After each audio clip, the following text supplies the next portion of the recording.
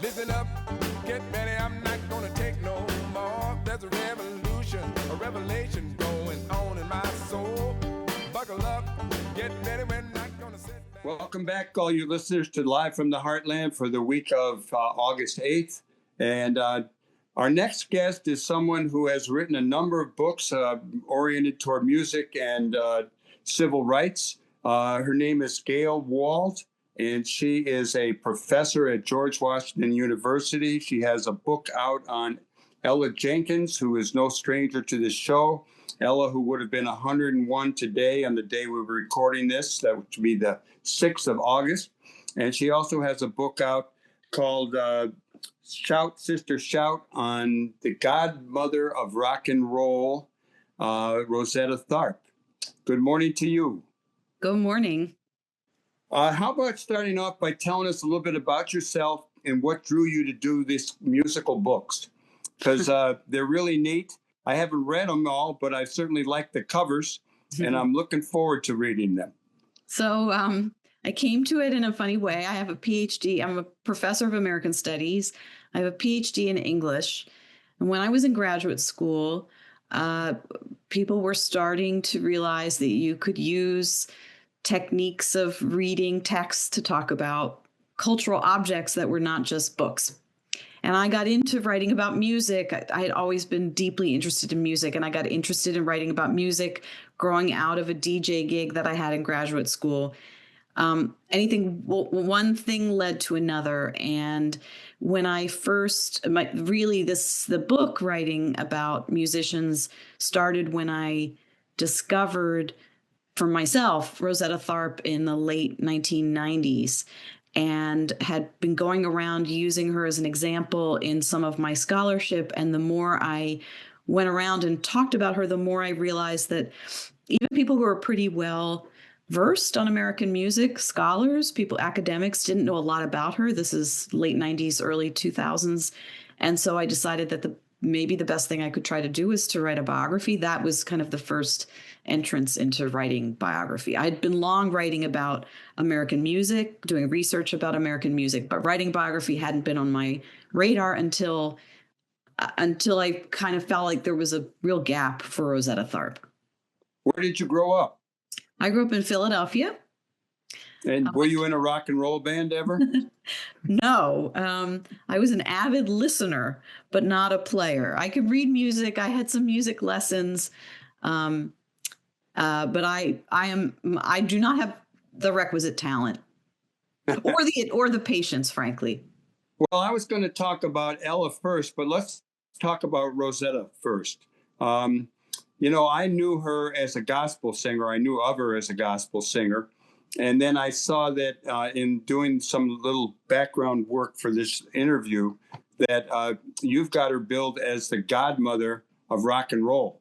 And Lynn, our musical producer who helped to arrange this interview, talked about her as a blues musician. I have found no talk about her as a blues person, but I certainly saw a few things on being the godmother of rock and roll. Tell us about Rosetta Tharpe. She's out of Arkansas. Give us some stuff. So maybe before I do that, let me tell you about godmother of rock and roll. So that phrase, people have to be careful what you read online. Like 50% of it is true.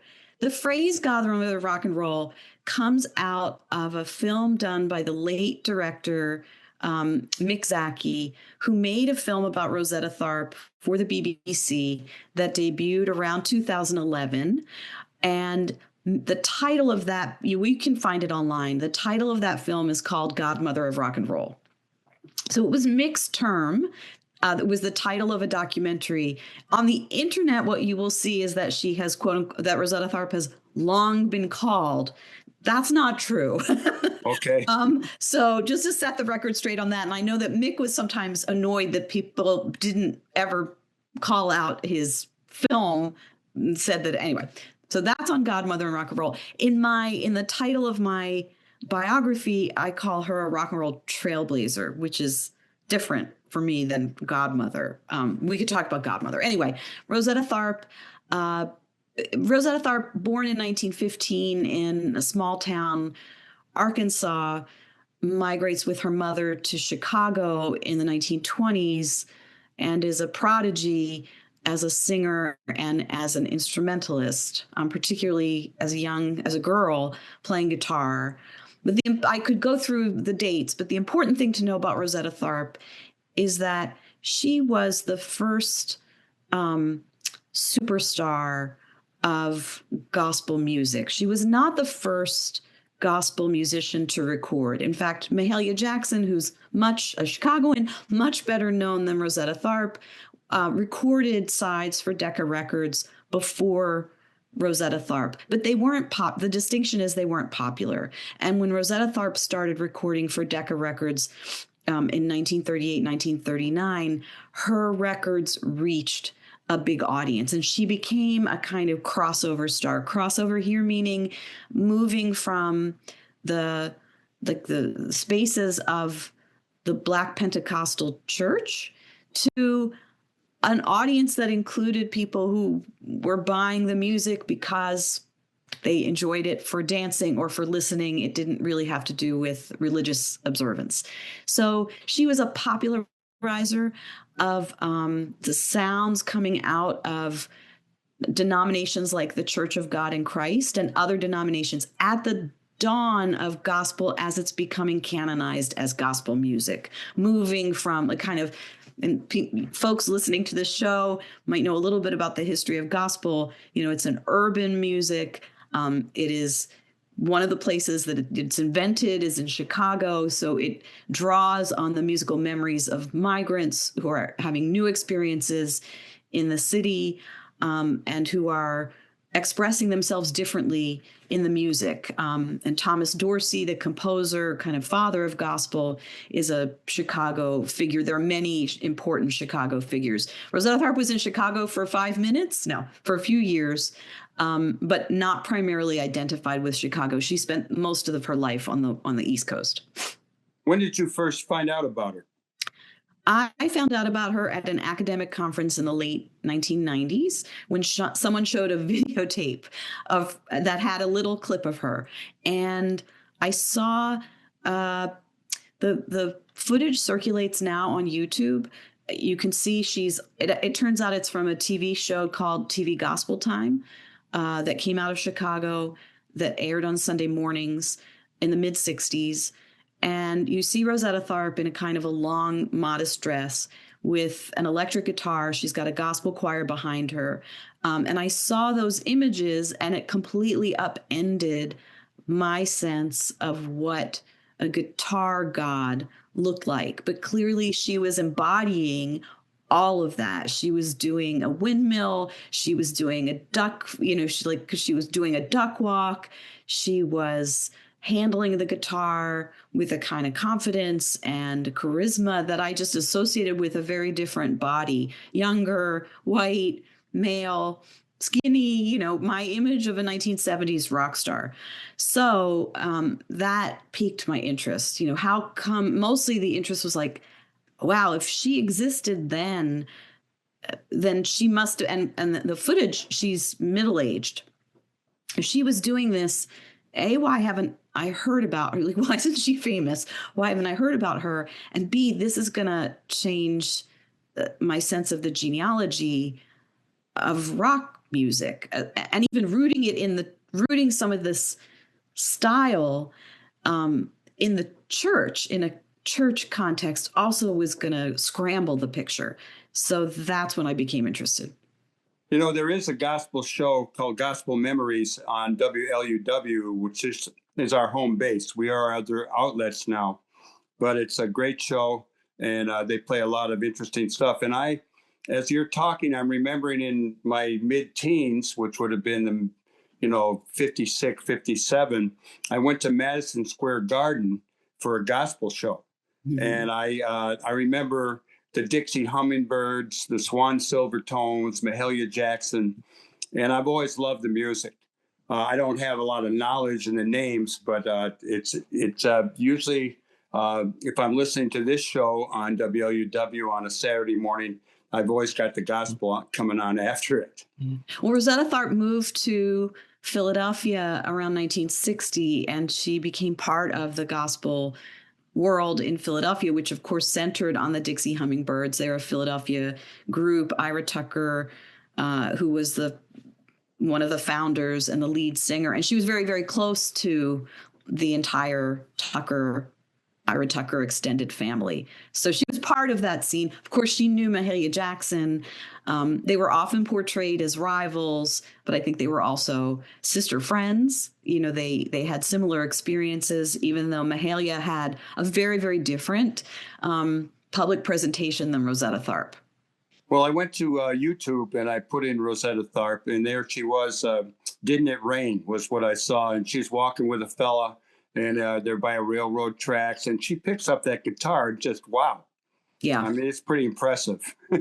That's from a 1964 TV special in England that was being filmed. And so it's a funny thing. She starting the late 50s, after having, a massive popularity, really becoming quite a celebrity, known for her kind of audacious, like, guitar playing. I mean, and people said she played like a man, which was meant to be a compliment, that the men were afraid of her. They didn't want to follow her. But that clip that people see on YouTube is from a British TV show. If you look carefully, it's 1964. She was born in 1915. So again, she's a middle-aged woman, but the audience they're kids. And they're consuming her the way that kids in Britain are consuming, rock bands of the time. It's a different audience than the audience that she had in the United States in the mid-60s, which was aging. These are young Brits who are interested in her. And, a lot of the people associated with the British invasion remember that TV show. They remember seeing it. It made an impact on them. But she's touring England and Europe at that time with a lot of blues, gospel, rhythm and blues musicians who are doing these package tours of England and Europe. What's your take on sort of more modern gospel music? I have to confess, I'm not a great fan of it compared to the earlier things that I mentioned earlier. Well, how about you? I have to say, my knowledge is mostly of what, they call golden age gospel. But, what's fascinating to me about gospel is the way that it borrows from and also influences, so-called secular music. So I'm really interested in the ways that gospel has branched out to hip hop and, kind of serving different audiences with different aesthetics, different musical aesthetics. Yeah, I'm just remembering Al Green and the early crossover stuff. Yeah. Well, let's Rosetta Tharpe is something else. Let's talk about another Chicago person, Ella Jenkins, who, as I think I might have said today, which when we're recording for this next week's show, is actually the 6th of August, and Ella would have been 101 today. Yeah. And Ella passed away about a year ago. Yeah. And I know that you're in town to do a reading, I think, from your new book, and it's at the Sulzer Library. I don't have the address handy, but it's right over there near Western and Montrose. And there's also going to be a dedication of a park with Ella's name on Wisconsin and Sedgwick. I'm not sure of the exact address. If you have those, feel free to share them. But how about talking a little bit about Ella Jenkins and your book about her, which is This Is Rhythm. Ella Jenkins, music and the long civil rights movement. Yeah. So, I met Ella Jenkins in around 2017. She was another kind of trailblazing figure in the spirit of Rosetta Tharpe, very different, who interested me. And someone at a Smithsonian Folkways Records, when I went poking around in the archive there, said, "Oh, Ella really enjoys having visitors." So I thought, I'll try to visit her. And I met Ella, and it was immediately clear to me that Ella had, not just an extraordinary career, but an extraordinary life, that she was kind of publicly obviously really well known and beloved, but there was a long story to be told about her. There was, in some ways, a private Ella that she didn't always, obviously, if her audience was children, There were certain things that were shared, but I became fascinated with her incredible journey, her impact on children's music. I think I call her in the book the most prolific and significant children's musician of the 20th century, and the ways that she revolutionized children's music by drawing on the music of her Black girlhood in Chicago. The South Side of Chicago, its sounds, including the sounds of migrants to Chicago, like her own Mississippi and Arkansas kin, were key to how she kind of on her own, sui generis, reinvented what children's music could be and sound like. So that story, which is also closely tied to the story of the 20th century civil rights movement, going back even, before World War II, but certainly World War II forward. Ella was not only a civil rights activist in many ways, but her story is entwined with the story of civil rights. And I became really interested in how Ella Jenkins, one of the things she did in terms of changing the ways that music was taught to kids was she insisted on music as a tool that could be used, not an end in and of itself. So always she approached music as a way of teaching kids, and her message always had to do with a kind of social justice message. It had to do with racial equality. It had to do with respecting other people. It had to do with sharing resources, children's level kind of stuff that obviously matters in the world. And so she was on a mission in some ways to use music as a tool to change the world for children who might someday, plant seeds, and they might someday grow up and carry those beliefs with them. Very nice. I first became aware of her. I didn't know a lot about her, and I'd like to think that I knew a lot about music. But when my wife was going to the Erickson Institute and graduated with her master's, Ella performed. Yeah. And that was the first time I saw her, and she was all decked out in graduation garb with a hat. And then I have some nice photographs of her with Pete Seeger when she came to the People's Church on Lawrence Avenue, I think 97. And of course, then she came to the Heartland Cafe and was on this radio show a few times. What's your fondest memory of your time with Ella? There's too many fond memories. Let it roll. I'll try to think of some. Ella, even in her later years, when, there was some cognitive decline, Ella was incredibly expressive and would light up when she remembered music. So a lot of people don't know this. Ella's first instruments were hand percussion, specifically kind of Afro-Cuban drums. She played the conga drum. She learned bongos. She was self-taught as a percussion player. That happened because she was in San Francisco finishing a college degree, saw a Black man with a conga drum, went up to him on the street and said, "Do you play that thing? Who are you?" He turned out to be Armando Peraza, one of the most famous, most influential Cuban percussionists who came to the United States in the 1950s. Anyway, whenever Ella would talk about Armando, she would start drumming.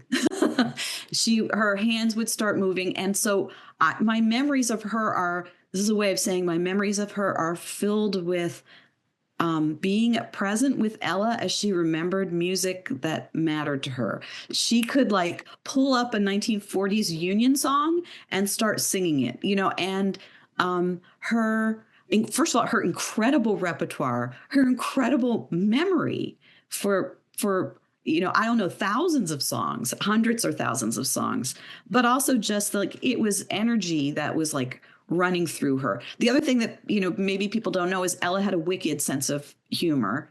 And I can't think of, I guess, when I would see her and, sometimes remind her I'm writing a book about you, she would say things like, well, anything you write, it's going to be important. So she was irreverent in the most lovely and fun way. That was very special to be around.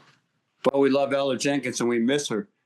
Once again, you're going to be at the Sulzer Library on this Saturday, which is the 8th.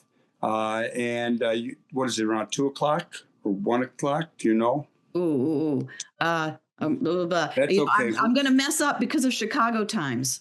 Yeah, we're going to, Saturday is, my son is telling me, is the 9th, not the 8th. Thank you. And then the following day, and I'm not sure of the address, but there's a park named after Ella, and there's going to be a dedication on Sunday, the 10th.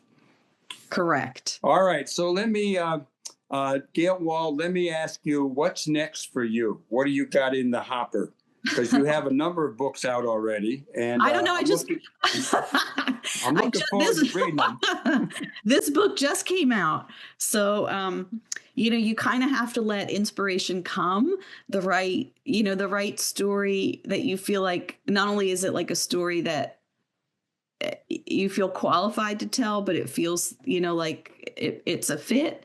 I kind of would like to write another biography because I've enjoyed writing 2 biographies. I've really enjoyed it's a very research intensive. People spend years doing it. But I find it really, really satisfying to try to enter into someone's life, as impossible as that is. To kind of, you don't know what someone was thinking, but to kind of enter into a life and to try to explore a life, I find it really compelling. So who knows? If you found any ideas, let me know. I have some thoughts. I got funny ideas of my own, things I got to finish and get on. Let me switch gears a little bit. I note that you are teaching at George Washington University, and I think I saw in the news recently that George Washington University, like Harvard and a number of other places, is a bit under fire from the regressive, backward administration we currently have in the Capitol. And I'm wondering if you could share anything on that. What's happening at your university or not? Well, yeah, it's bad. It's not a very fun time right now to be working at a university. Belts are tightened. There's going to be layoffs. There's hiring freezes. There's salary freezes. I think mostly at this point, in response to the freezing of federal research grants for scientists and the threats of not letting universities take the quote unquote indirect costs from research grants. So the blow to science research is profound. We have yet to see, I don't think, and I think this is the chilling atmosphere around, I teach, for example, African-American history in my classes. I teach about the history of U.S. empire. I teach about things like Native genocide. These are parts of our history. Yeah. But the chilling, so, no one's going to change the facts, but the chill around, the discussion of things that are now labeled truths, that are now labeled woke or DEI is distressing. And so we'll see. I have a lot of faith in our students. So we'll see. Any final words of wisdom for those who are about doing good in the world and going forward to change things for the better? Oh my God, we need everyone. I feel like everyone, sometimes I think, if I weren't writing these books, maybe I could do something more tangible. But I think everyone has what tangible, I mean, somehow activism. I really feel like everyone has their role to play. I'm grateful to the activists. I'm grateful to the people who are in public office who are trying to hold it down. But I'm grateful to the artists who are giving us, reasons to feel joy together. I'm grateful, to like all of it. So, we need each other. Well, it's really great talking to you, and I hope I get to meet you soon. Maybe I'll get over to the event on Saturday. We'll see. I want to thank everybody who tuned in to listen today. And I'll I found the details so that the event is Sulzer Library, 4455 North Lincoln Avenue, and it is at 1 o'clock local time. Oh, good. Hal will put that in the video and on the audio. We've got it.